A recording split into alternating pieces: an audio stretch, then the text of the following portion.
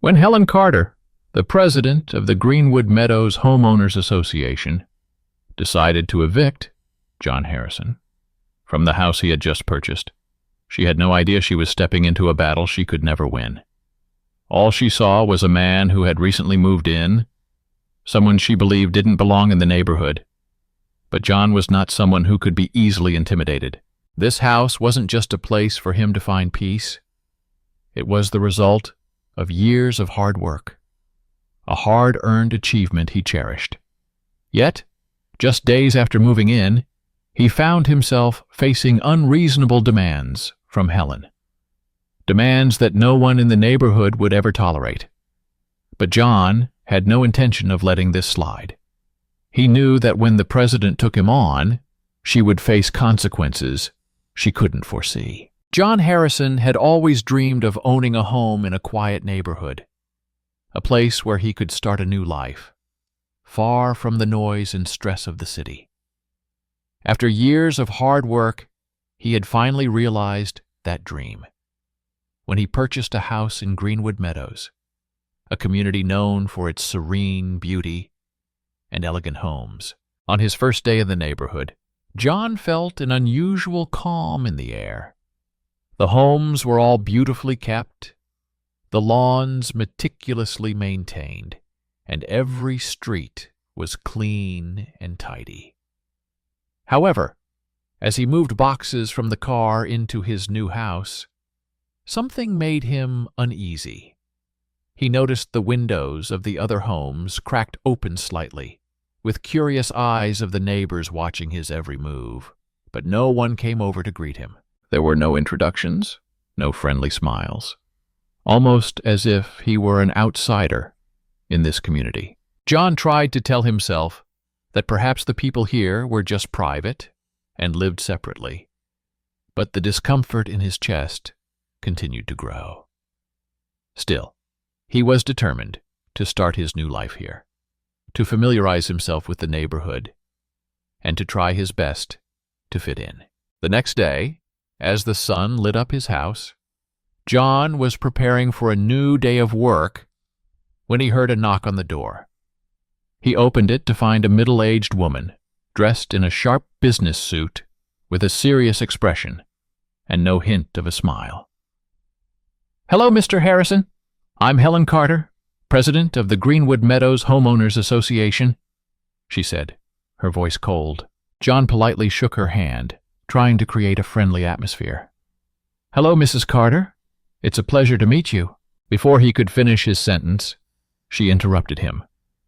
"We need to ensure that all residents adhere to the rules of this neighborhood."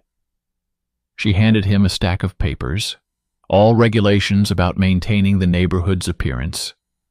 From lawn care to trash bin placement, even the acceptable exterior colors of homes. A sense of frustration began to build within John, but he still tried to listen.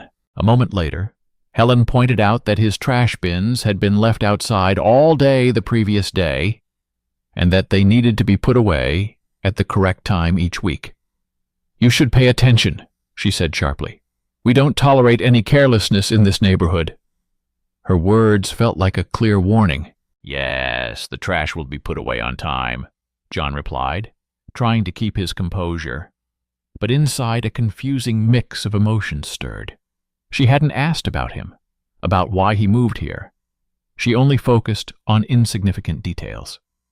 After a brief exchange about the rules, Helen left without giving him a chance to say anything more. John closed the door and stood still for a long time, reflecting on the encounter. "Is this the peaceful life I always dreamed of?" he wondered. Less than 24 hours after moving in, he had already felt the coldness and aloofness of this community. However, he was determined not to be intimidated, at least not by a Homeowners Association president with such unreasonable rules. Little did he know this was just the beginning of the bigger storms he would soon face in his journey to protect his right to his new home. In the days that followed, John Harrison realized that the peaceful beginnings he had hoped for in Greenwood Meadows were nothing but an illusion. Every morning, he received a letter from Helen Carter, or the Homeowners Association, HOA, detailing small infractions he hadn't even noticed. First, it was the issue with the trash bins. Despite always putting the bins away on time after pickup, one morning, he received a warning letter claiming his trash had been left out too long. It wasn't just the trash bins. His lawn was also under scrutiny. In a letter, Helen stated that John needed to trim the grass promptly because it had grown beyond the HOA's acceptable length. John knew this wasn't a major issue. After all, he had only just moved in and hadn't had time to tend to everything. But Helen didn't seem to have any sympathy for his situation. Though frustrated, John made an effort to follow the HOA's rules to avoid unnecessary hassles. He spent an entire Saturday afternoon mowing the lawn, tending to his garden, and ensuring that everything met the neighborhood's standards. However, just after finishing the work, another letter arrived. This time, the issue was the outdoor lighting. Helen demanded that he replace the porch light because it was too bright and affected the aesthetic of the area. John held the letter in his hands, his frustration growing. What made him feel even more unfairly treated was the state of the houses around him. As he walked through the neighborhood, he noticed that most of the other homes didn't seem to be held to the same strict standards. Trash bins were left on the street all day, grass was left untrimmed, and there were even houses with overly bright lights. Yet no one seemed to be getting reprimanded. The more John observed, the more he felt something wasn't right. One day, while walking around the neighborhood to assess the situation, he happened to pass by Helen's house. Through the window he could see that her outdoor lights were shining brightly, and the lawn wasn't as well kept as the one he had spent hours tending to. This was the tipping point. He couldn't hold it in any longer. He asked himself, why is she never penalized? Why is it just me? John began to sense a clear sense of injustice.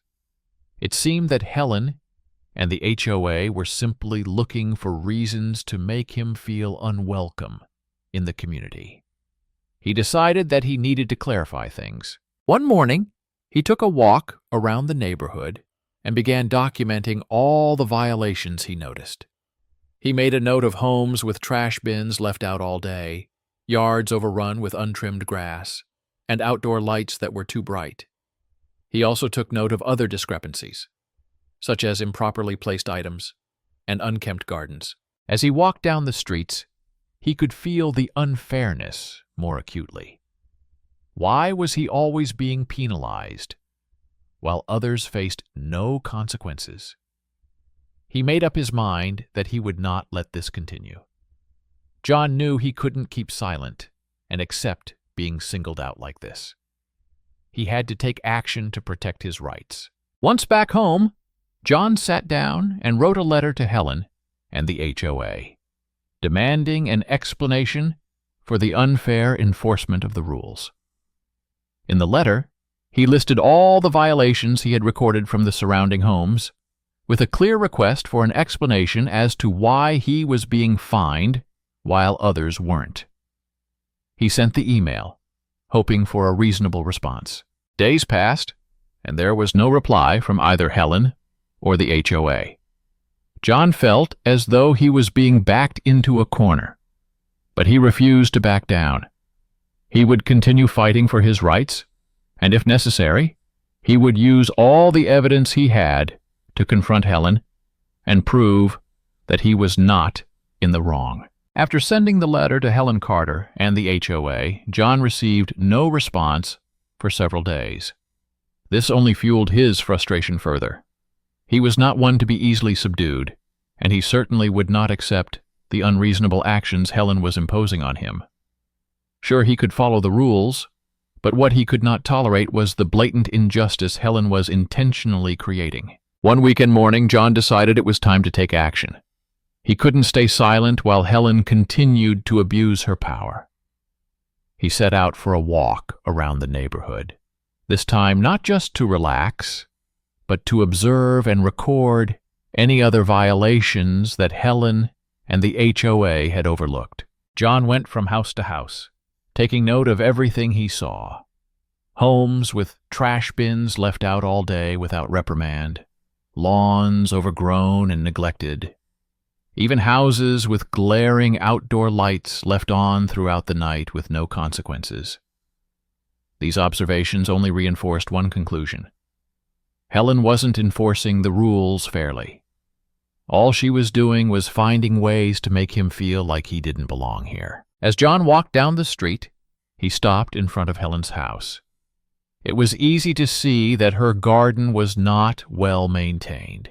The trash bins were left out when it wasn't trash pickup day, and the outdoor lights were glaringly bright, clearly violating the rules.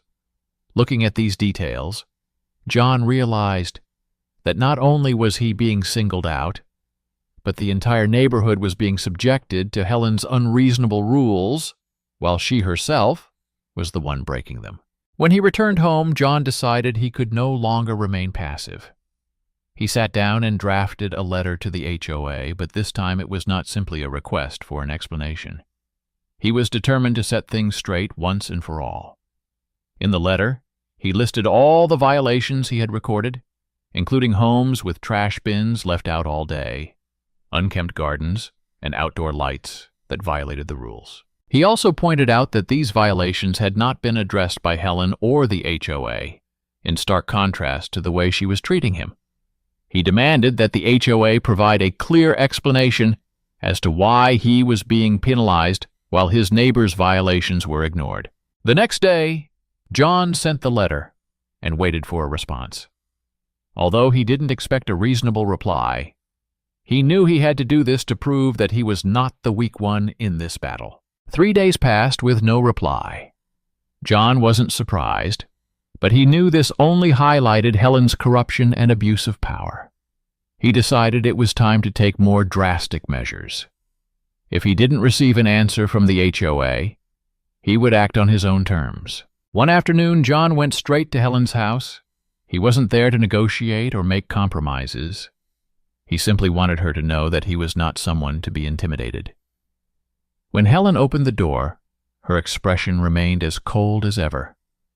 But John could see the surprise in her eyes as she looked at him standing on her doorstep. "Can you explain to me why I'm always the only one being penalized while everyone else gets away with it?" John didn't hesitate, going straight to the point. Helen raised an eyebrow, clearly not wanting to confront the question. "What are you talking about?" she replied, trying to avoid the issue. "You know exactly what I'm talking about. The whole neighborhood is violating the rules, and yet you're only targeting me. I have a right to know why." Helen stared at him for a moment, then responded with a mocking tone. "You can't just disrupt everything here. This is a peaceful neighborhood, and if you can't follow the rules, you should find somewhere else to live." John didn't let her push him back. "I've followed every rule, but I won't stay silent when I see this injustice. I will bring everything to light if you don't explain to me why I'm being treated this way." After that confrontation, John decided he wouldn't stop at just fighting Helen. He would use all the evidence he had collected to challenge the injustice in the neighborhood. He was determined not to be forgotten, and he would continue fighting to protect his rights. After the tense confrontation with Helen Carter, John Harrison knew that the battle had only just begun. Although Helen had tried to distract him and threaten him, he remained undeterred. He understood that he needed to have a clear strategy and be fully prepared to confront her abuse of power. John decided not to stop at just writing letters or filing complaints. He needed to prove that Helen's discrimination and unfair actions could not continue. He began gathering more evidence to support his case, not just about her abuse of power, but also about the regulatory violations she had deliberately ignored. For an entire week, John walked around the neighborhood, not only documenting the violations he had seen before, but also taking photos of homes with trash bins left out all day, neglected gardens, and outdoor lights that violated the rules. He also recorded the times these violations occurred and created a detailed report about all of them. He was determined to gather enough evidence to face Helen and the HOA board once again. By the end of the week, he had accumulated a collection of undeniable proof. Photographs of violations. Reports of the time and frequency of these violations. He decided to compile all this into a complete report and send it to Helen and the HOA. But this time, he didn't just plan to send a letter. He also planned to confront Helen directly at the upcoming HOA meeting. This HOA meeting wasn't just an opportunity for John to present his evidence and demand fairness. It was also a chance to expose the secrets Helen had been hiding for so long. He couldn't allow her to continue manipulating everything from the shadows. On the day of the meeting, John walked in with a thick folder of documents containing clear photos of other residents' violations. He was ready for anything. As he entered the meeting room, all eyes turned to him. Helen was sitting at the head of the table, pen in hand, her expression tense, but maintaining a calm exterior. Some members of the HOA board looked uneasy, while others seemed worried. It was clear they had heard rumors about what John was preparing. The meeting began, and Helen quickly moved on to discussing violations in the neighborhood. But John wouldn't let her continue. He stood up, his voice firm. "Before you start discussing my violations, I want to clarify a few things. I've gathered enough evidence to prove that I'm not the only one being targeted in this neighborhood." He opened his bag and placed a thick stack of papers on the table. One by one, he flipped through the pages, presenting photos and reports of violations by other residents. From trash bins left out on the street to overgrown lawns and overly bright lights. He pointed to each photo and read the addresses aloud. "This is a house at number 12. They left their trash bins outside all day yesterday without receiving a warning. This is house number 14. Their lawn grew taller than 15 centimeters and wasn't addressed. And this is house number 18. Their outdoor lights were so bright they lit up the entire street. Yet I'm the only one receiving warnings." The HOA members began murmuring. Some exchanged glances, uneasy, while others were starting to realize that Helen couldn't keep blaming John without a reasonable explanation.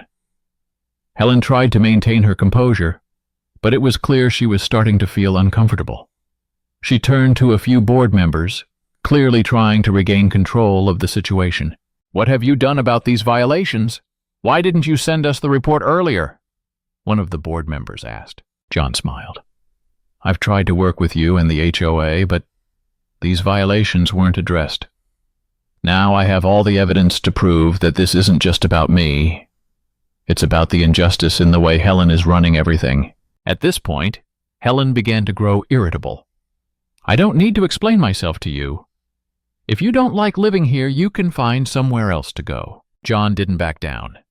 His voice remained steady. "The issue isn't whether I like living here or not. It's about fairness. I can't just stand by and let you use your power to push me out while you allow other violations to continue." The room fell silent. Helen stared at him, her expression hardening. She knew she had been exposed. The board members began to look uncertain. They weren't as sure about supporting Helen anymore. John seized the moment. He spoke again, his tone resolute. "Let's not forget that you have a significant debt to the HOA. The house you're living in wasn't just bought at an auction.